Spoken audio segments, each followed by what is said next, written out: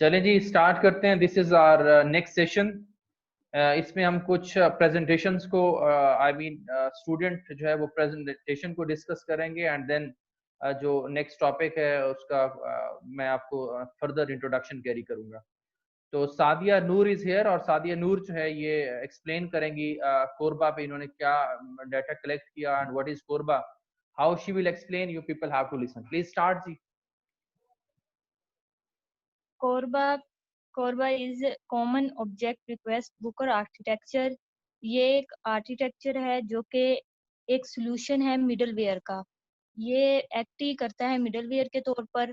ये दो ऑब्जेक्ट्स को आपस में, जो कि डिफरेंट प्रोग्रामिंग लैंग्वेज होती है उनकी, जो रनिंग डिफरेंट ऑपरेटिंग सिस्टम पर होते हैं, प्लेटफॉर्म्स पर होते हैं, उनका हार्डवेयर आर्किटेक्चर भी डिफरेंट होता है।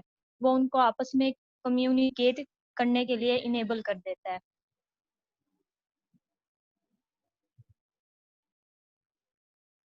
कोरबा इज ये क्रिएट किया गया है OMG ऑब्जेक्ट मैनेजमेंट ग्रुप ने डिज़ाइन किया है, जो कि यही फैसिलिटी करता है कि कम्युनिकेशन हो बिटवीन सिस्टम्स के। ठीक है।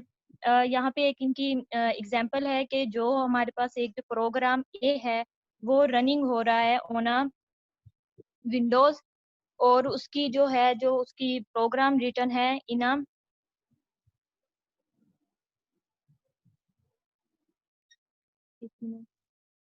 वो रिटर्न है जावा में, और दूसरा जो हमारा प्रोग्राम है वो लिनक्स में है और वो रिटर्न है C+ में। और इनके अंदर ये दोनों आपस में कम्युनिकेट कर रहे हैं थ्रू कोरबा। उसके बाद कोरबा के फीचर्स हैं, जिनमें ये है कि कोरबा रिटर्न होता है सी में, C++ में, कोबाल में एंड जावा में। इसकी जो लैंग्वेज होती है, और ये कोरबा प्रोग्रामिंग लैंग्वेज नहीं है, ये एक आर्किटेक्चर है और ये मिडलवेयर के तौर पे काम करता है। ये distributed object based system provide करता है, इनको प्रोवाइड करता है इंटरऑपरेबिलिटी। ये ऑब्जेक्ट मॉडल जरा एक्सप्लेन कर दें। ये जो है कोरबा आर्किटेक्चर है, ये बेस होता है ऑब्जेक्ट मॉडल्स पर, जिसमें है एब्स्ट्रैक्शन जो कि है group object and focus on their similarity, के जो ऑब्जेक्ट हैं उनमें सिमिलैरिटी क्या है, और इनकैप्सुलेशन होती है जो हाइड कर देता है इम्प्लीमेंटेशन डिटेल्स को। यानी कि ये जो इम्प्लीमेंटेशन की जो डिटेल्स होती है उनको ये हाइड रखता है, उसके लिए हम इनकैप्सुलेशन को यूज करते हैं। और इनहेरिटेंस जो कि एबिलिटी है टू पास अलोन चलें ऑब्जेक्ट ये टू सादिया ऑब्जेक्ट आप ये कैपेबिलिटी। एक्सप्लेन कर दें, what is IDL interface definition language, क्या होती है? ये एक हमारी लैंग्वेज है, जैसे कि ये डेफिनेशन है, ठीक है, लैंग्वेज की, जैसे C++, जावा। ठीक है। कोरबा अलाउ कर देता है कि सेपरेशन हो डेफिनेशन में और इम्प्लीमेंटेशन में। जावा नहीं करता, ये कर देता है। और कोरबा यूज करता है defining interface between client and server. चलें ठीक है, थैंक यू वेरी ये much. Thank you, thank you. Mohammad sorry Shahnaz Rafiq, Shahnaz Rafiq हैं यहाँ पर?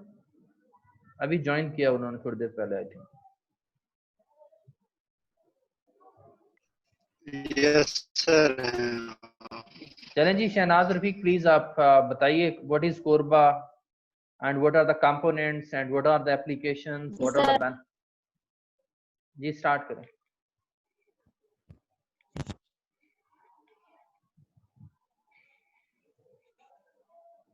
जी सर, फर्स्ट स्लाइड पर पहले।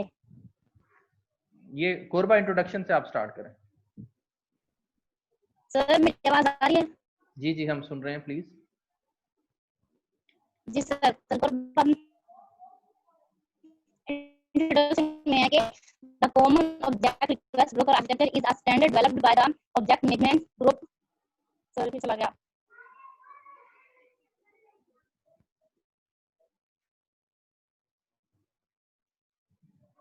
आई थिंक आपके एंड पे कोई नेटवर्क प्रॉब्लम है, किसी और को कॉल कर लेते हैं।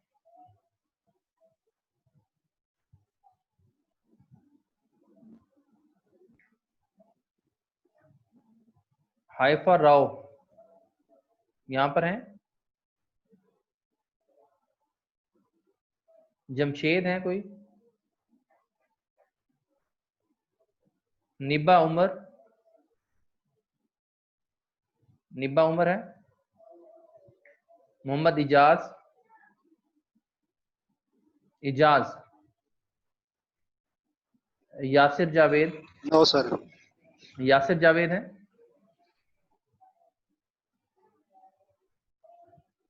अहमद ज़ईम? रिमशा मुनीर? मोहम्मद कासिम? एहतशाम एहसन?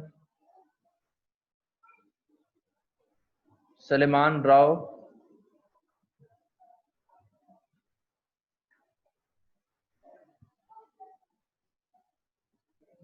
आई think all are not present here.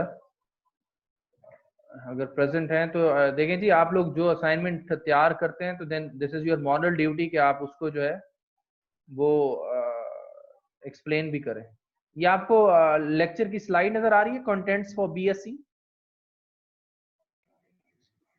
Yes sir. चलें जी, अब हम नेक्स्ट स्टार्ट करते हैं। वन थिंग मोर, कल मैं आप लोग के साथ जो लेक्चर है वो 8:30 पे लूंगा। 8:30 पे 8:30 AM? जी 8:30 AM, राइट? कोई इशू तो नहीं है? सिर्फ कल के दिन के लिए।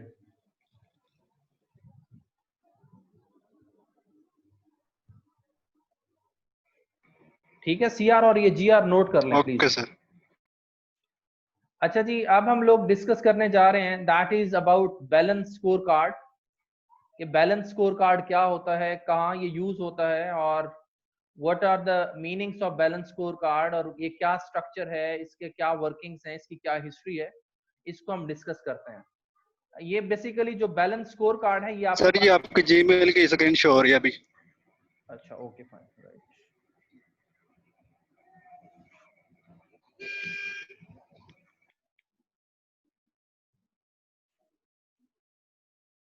अब आप देख सकते हैं? Yes sir. चलें जी, तो हम लोग कहते हैं कि जो बैलेंस स्कोर कार्ड है बेसिकली ये आपके पास एक मैनेजमेंट टूल है। स्ट्रेटजी परफॉर्मेंस को मेजर करने के लिए हम एक टूल यूज करते हैं, that is known as balance score card.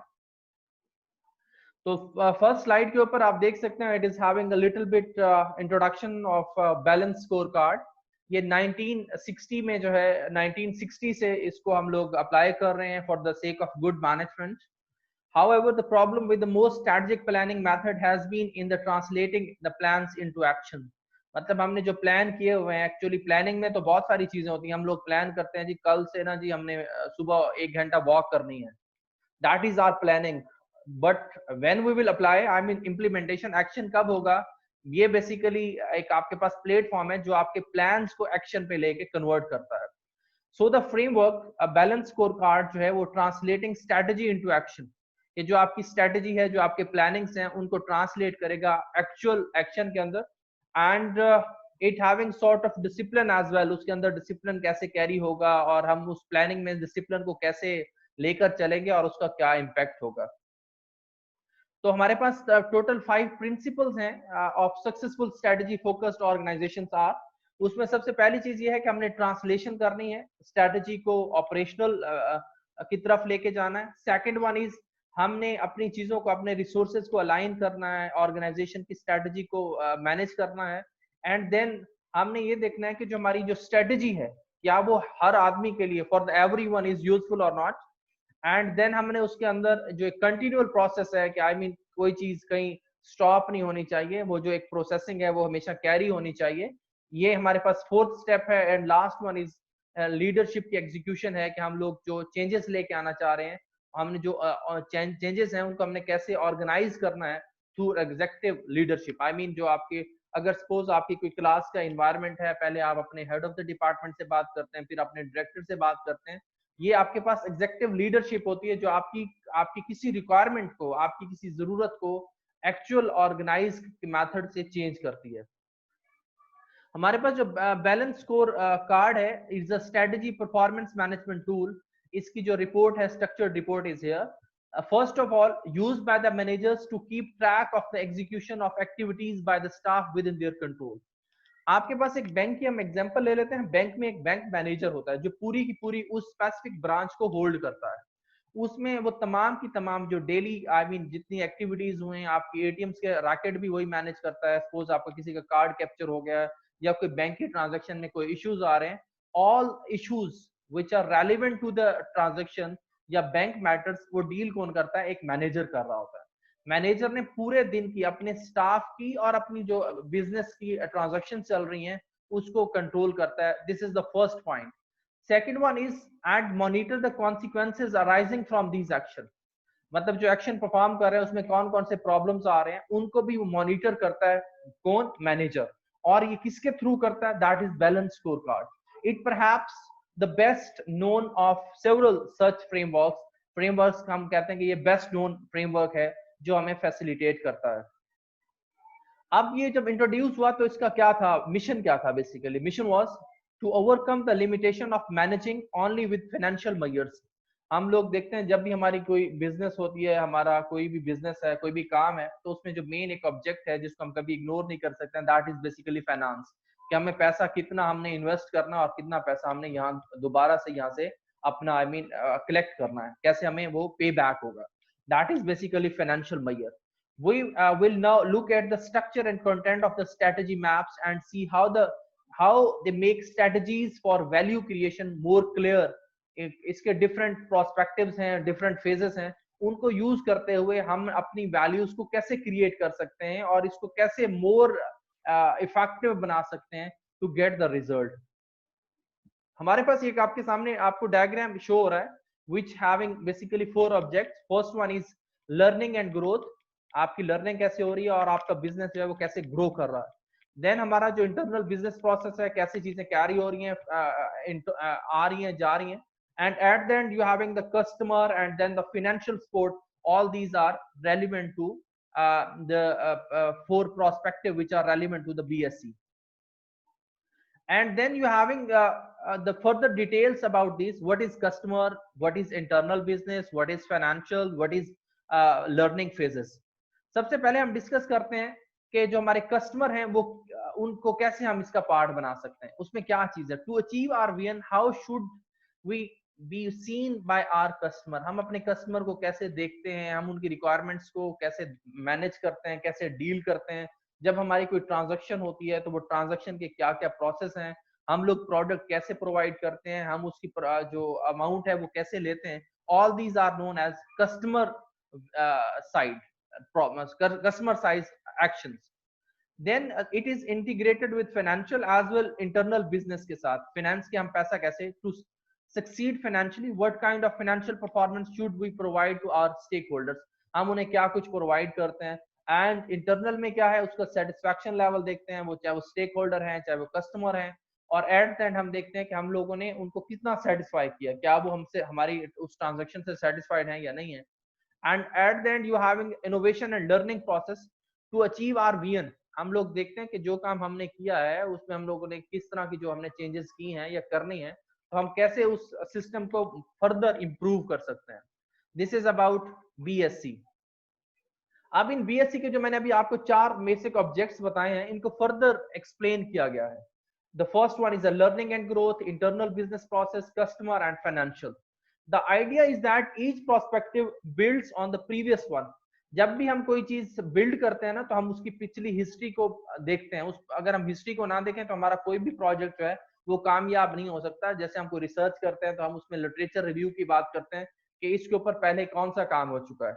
Like जब आप कोई एक एप्लीकेशन बनाते हैं, कोई सॉफ्टवेयर बनाते हैं, तो आप पहले ये देखते हैं कि मार्केट में इस टाइप के अगर सॉफ्टवेयर हैं तो उनमें क्या कहाँ कहाँ प्रॉब्लम्स थी, कहाँ फ्लॉज थे, जिनको हम ओवरकम करने के लिए हम अपने इस सिस्टम को बिल्ड कर रहे हैं.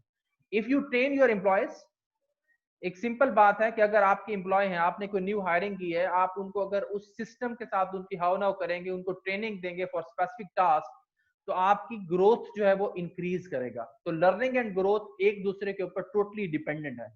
लाइक आप अपना BSIT कंप्लीट करने के बाद मार्केट में जाते हैं, आपको एज अ इंटर्नी वो हायर कर लेते हैं किसी सॉफ्टवेयर कंपनी में, तो वो जो उनकी एक लर्निंग होगी ना, जब वो आपको एक लर्न करेंगे, आपकी ट्रेनिंग करेंगे, आफ्टर अ वाइल उस ट्रेनिंग का इफेक्ट क्या जाएगा कि आपसे ही वो पैसा अर्न करना शुरू कर देंगे। आई मीन अर्निंग भी आप ही लोग देंगे जिनको ट्रेन किया गया है। They will make your company run more smooth. जिसको ट्रेनिंग दी जाती है वो कंपनी का एक इफेक्टिव पार्ट बन जाते हैं, because they knows the internal matters of the company as well. देखते हैं कि जी इस कंपनी के इंटरनल रूल्स क्या हैं, इसमें हमने कैसे काम करना है, इसमें हमारी ट्रेनिंग कितना इफेक्ट करती है, हमने फर्दर इसको कैसे लेकर चलना है। This is known as internal business process. इसको इंटरनल बिजनेस प्रोसेस भी कहते हैं। नेक्स्ट वन इज कस्टमर क्या है। A better running business takes better care of its customer. आप जाते हैं, आपने कोई ऑनलाइन बिजनेस स्टार्ट किया है, मैं कहता हूँ कि जी मुझे अभी एक पैनाडोल की टैबलेट चाहिए, आप कहेंगे यार 2 रुपए की ये टैबलेट है, अब मैं इसे देने के लिए 10 किलोमीटर ट्रैवल करूंगा। अगर आप मुझे वो एक टैबलेट प्रोवाइड करेंगे तो then I will be your regular customer. अगर आप वो प्रोवाइड नहीं करेंगे, आप कहेंगे जी नहीं जी ये तो हमारा फ्यूल इस पे ज्यादा लग जाना है और ये चीज आइटम छोटा सा है। तो आपने अपने जो कस्टमर होते हैं किसी भी बिजनेस में, वो एक मेन कोर ऑब्जेक्ट्स होते हैं, पार्ट्स होते हैं जिसकी बेस पर आपका बिजनेस ग्रो कर रहा होता है, चल रहा होता है। तो आप उस कस्टमर को, अगर कस्टमर ही नहीं है तो आपका बिजनेस ही नहीं है। तो बिजनेस इफेक्टिव कौन सा होता है, कौन सा बिजनेस लाइफ ओरिएंटेड होता है जिसमें मैक्सिमम काम हो सकते हैं। It is about the better care of your customer, and at the end you are having the financial support के happy customer buy more stuff. जो कस्टमर आपसे इंप्रेस होते हैं, आपकी सर्विसेज से सेटिस्फाइड होते हैं, वो आपको पैसा भी वही देते हैं, क्योंकि वो उनकी जो शॉपिंग होती है वो शॉपिंग रेट बढ़ जाता है। तो वो आपको फाइनेंस के फॉर्मेट में भी मोर स्टफ जो है वो प्रोवाइड करते हैं। तो इसमें हमने क्या चीज देखी कि हमने ये देखा कि हमारे पास अगर कोई कंपनी हमने बनाई है, कंपनी में हमने अपनी हायरिंग की है, कोई न्यू एम्प्लॉयज लेके आ रहे हैं, तो फर्स्ट ऑफ ऑल अगर हम उसको सक्सेसफुल बनाना चाहते हैं तो देन आपने मास्टर्स कर लिया, आपको किसी स्पेसिफिक ऑर्गेनाइजेशन का नॉलेज नहीं हो सकता है। नॉलेज लेने के लिए, उस सिस्टम के साथ अंडरस्टैंडिंग बिल्ड करने के लिए you have to arrange the learning training. आप ट्रेनिंग सेशन बनाएंगे और ट्रेनिंग सेशन का पर्पस क्या होगा, लर्निंग। लर्निंग का इफेक्ट क्या आ जाएगा, आपकी वो कंपनी ग्रो करेगी, आपके एम्प्लॉयज ग्रो करेंगे। एंड फिर हमने क्या करना है, उसमें इंटरनल बिजनेस प्रोसेस क्या है, जब वो ट्रेनिंग हो जाएगी, ट्रेनिंग के बाद आपकी कंपनी, अगर एक अनट्रेन्ड आदमी है उसको आप ट्रेन पे बिठा दें, जिसे ट्रेन चलाना शुरू कर दें, वो यकीनन कहीं एक्सीडेंट ही करेगा। जब आप उसकी प्रॉपर ट्रेनिंग कर देंगे तो वो फिर आपका जो उसके एक्शंस होंगे, जो वर्किंग होगी, वो मोर इफेक्टिव होगी। एंड देन हम लोग कस्टमर को डिस्कस करते हैं कि हमने कस्टमर की केयर कैसे करनी है, कस्टमर की नीड्स को कैसे देखना है, उनको हमने वो चीजें कैसे प्रोवाइड करनी है। ऑल दीज अगर हम उनकी कस्टमर की केयर करेंगे तो देन हम ये देखते हैं कि हमारे पास फाइनेंस जो है वो ज्यादा आएगा, हमारे पास पैसा ज्यादा आएगा, जिसके ऊपर हम पैसा थोड़ा सा इन्वेस्ट कर रहे हैं, आफ्टर अ वाइल वही चीजें जो हमारी एक छोटी सी स्मॉल अमाउंट ऑफ मनी है वो हमें पे बैक करेगी। तो these are basic 4 I mean objects which are the part of BSc. Again listen, ये बड़ा important topic है, which are relevant to the BSc in learning and growth. First one, internal business process, customer and financial या finance हम उसे कह सकते हैं, which are a part of BSc. फिर इन्होंने फर्दर उसको एक्सप्लेन किया हुआ है कि लर्निंग जो है वो इनकरेज करता है आइडेंटिफिकेशन मेजर्स, हमने उनमें से क्वेश्चंस कैसे लेने हैं, उनको कैसे वैल्यूज क्रिएट करनी है। फिर हमने ये देखना है कि हमारे पास जो बिजनेस इंटरनल बिजनेस प्रोसेस है उसमें हम लोगों ने कैसे क्वेश्चन कलेक्ट करने हैं और उन क्यूरीज को कैसे आंसर करना है। एंड फिर हमने अपने जो हमारी जो कस्टमर है उनकी क्या नीड्स हैं, उनकी क्या जरूरत है, और हमारी कंपनी जो है वो उन कस्टमर को किस तरह से लुक आफ्टर करती है, देखती है। And then at the end the main core जिसके लिए हम बेसिक बिजनेस करते हैं, फाइनेंस के लिए हम लोग ये देखते हैं कि फाइनेंस जो है हमारे स्टेक होल्डर्स जो हैं या जो हमारे कस्टमर हैं, हम जिनकी हेल्प कर रहे हैं, जिनको हम फैसिलिटेट कर रहे हैं, वो हमें कैसे कितना जो है वो अर्न करके दे रहे हैं।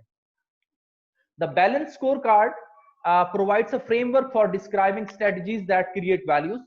उसमें वैल्यू क्रिएट्स करते हैं। अब हमारे पास 2 तरह की ऑर्गेनाइजेशन एग्जिस्ट करते हैं। आप अपना जब डिग्री कंप्लीट कर लोगे तो आपको 2 तरह के ग्रुप्स मिलेंगे। The first one is you having the sector which is known as private sector, and the second one is a non-profit organization which is also known as public sector organization. मतलब जो हम कहते हैं government employees हैं, basically वो public sector organisations हैं। और अगर आप किसी प्राइवेट ऑर्गेनाइजेशन के साथ काम कर रहे हैं, किसी कंस्ट्रक्शन कंपनी के साथ कर रहे हैं, किसी सॉफ्टवेयर हाउस के साथ काम कर रहे हैं, किसी IoT बेस्ड ऑर्गेनाइजेशन के साथ काम कर रहे हैं, तो these are private sector organisation. तो ये जो आपका जो स्ट्रेटजी मैप्स होते हैं, ये प्राइवेट और पब्लिक की टोटली डिफरेंट होती हैं। जो पब्लिक है क्योंकि वो नॉन प्रॉफिट ऑर्गेनाइजेशंस हैं, उन्होंने जस्ट पीपल्स के ऊपर चीजें इन्वेस्ट करनी है, वहां से पे बैक कुछ नहीं हो रहा है। जबकि जो प्राइवेट सेक्टर ऑर्गेनाइजेशंस होती हैं वो फाइनेंशियल वैल्यूज जो है वो उनका बहुत मैटर करता है। विदाउट फाइनेंस वो किसी चीज को रन नहीं कर सकते हैं। इसमें स्लाइड नंबर 13 के ऊपर आप देख सकते हैं प्राइवेट और पब्लिक सेक्टर की जो स्ट्रेटजीज हैं उनको डिफरेंशिएट किया गया है। ये स्लाइड मैं भी आपको नहीं कराऊंगा, दिस इज योर असाइनमेंट जो मैं कल लेक्चर आपके साथ सुबह 8:30 बजे लूंगा 8:30 AM इंशाल्लाह। उसमें ये मैंने जो स्लाइड्स हैं ये आपके उस पे व्हाट्सएप ग्रुप्स पे शेयर कर दी हैं, वहां से आप इसको डाउनलोड कर सकते हैं, ले सकते हैं। आफ्टर दैट आपने इनको इसमें जो है वो फाइनेंशियल की, कस्टमर की, इंटरनल की, लर्निंग की, एक तो प्राइवेट सेक्टर को देखना है एज वेल फिडुशियरी प्रोस्पेक्टिव को देखना है। उसमें ये होता है कि आप किसी चीज की केयर कितनी करती हैं, ट्रस्ट कितना आप बिल्ड करते हैं, एंड कस्टमर प्रोस्पेक्टिव को देखना है, इंटरनल प्रोस्पेक्टिव को देखना है, and learning and growth prospective को देखना है। तो आपने इसमें केयरिंग यूनिट आ गया है, एक ट्रस्ट यूनिट आ गया है कस्टमर से पहले, जिसे फिडुशियरी भी कहते हैं। And next one is about strategy maps for private sector को एक्सप्लेन किया गया है, जो मैंने अभी आपको एक असाइनमेंट दिया है कि आपने फाइनेंशियल परफॉर्मेंस को देखना है, उसमें स्टेक होल्डर्स को देखना है, उनकी वैल्यूज को देखना है, प्राइवेट सेक्टर्स के बारे में बताया गया है। And then you having the next one is a public sector, कहता है रीड इट बाय योरसेल्फ और to provide course book chapter number 2। वो मैं आपके साथ इसकी बुक भी शेयर कर दूंगा जिसमें ये चीजें दी हैं, लेकिन आपने इसको जर्नी ओवरव्यू करना है। You can use your Google as well to find the difference between private and public sector organisation maps, strategy maps में क्या डिफरेंस होता है। इसको आपने प्राइवेट को पढ़ने के बाद आपने पब्लिक के साथ उसको मैच करना है। तो फिर इसमें कुछ इसके कैरेक्टरिस्टिक्स हैं जी, हमारे जब हम इसको लिंक करते हैं किसी मॉडल के साथ, मॉडल ऑफ परफॉर्मेंस के साथ, सबसे पहला जो है हमारा इनपुट्स वो ह्यूमन है या फिजिकल, फिर प्रोसेस एंड आउटपुट। जैसे आपके कंप्यूटर सिस्टम वर्क करता है, first of all you having input, then processing and finally you having the outputs. और फिर इनर जो है हमारी प्रायोरिटीज या हमारे जो टारगेट्स हैं, कंपोनेंट्स जो है, हमने उनको कैसे अचीव करना है। ये सारे पार्ट्स जो हैं इसका हिस्सा हो रहते हैं। तो ये स्लाइड नंबर 18 तक आपने इसको देख के आना है। जो फर्दर स्लाइड्स हैं ये इंशाल्लाह मैं कल सुबह 8:30 बजे आपके साथ करूंगा। तो ये आप दोबारा सुन लें, इसमें आपको बीएससी का इंट्रोडक्शन दिया हुआ है simple, and then you having कि ये एक आपके पास फ्रेमवर्क है, एक टूल है जो आपकी ऑर्गेनाइजेशन को रन करता है। डिफरेंट उसके प्रोस्पेक्टिव दिए हुए हैं, फाइनेंशियल, कस्टमर और business process and learning and growth. फिर आपने इसके अंदर इसका ग्राफिकल ऑब्जेक्ट को डिस्कस किया कि हमारा फाइनेंस कैसे डील करता है, कस्टमर ऑब्जेक्ट कैसे डील करता है, बिजनेस के प्रोस्पेक्टिव कैसे होते हैं। और फिर हमने ये देखा कि हम अपने एम्प्लॉयज को अगर ट्रेन करेंगे तो उसके हमें हमें क्या बेनिफिट्स होंगे, अगर हम हमारी कंपनी जो है वो स्मूथ रन करेगी तो हमें उसका क्या फायदा होगा, अगर हम अपने कस्टमर की केयर करेंगे तब हमें क्या फायदा होगा। एट द एंड मैंने आपको बताया कि प्राइवेट एंड पब्लिक सेक्टर्स में आपने इसका डिफरेंस देखना है कि प्राइवेट एंड पब्लिक सेक्टर्स जो हैं वो कैसे काम करते हैं और इनका काम कैसे एक दूसरे को लेकर चलना होता है, इनमें क्या डिफरेंस है, ये आप फाइंड आउट करके आएंगे। ये स्लाइड्स आप सबके साथ शेयर की हुई हैं, काइंडली आपने इन स्लाइड्स को वहां से देख लेना है, पढ़ लेना है, और then I will see you. Thank you very much जी, अल्लाह हाफिज। अल्लाह हाफिज सर।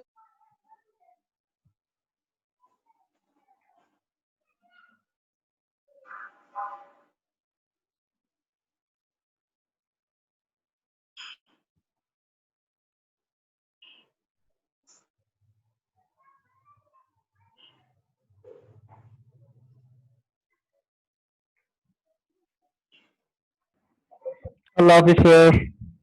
थैंक यू, अल्लाह हाफिज।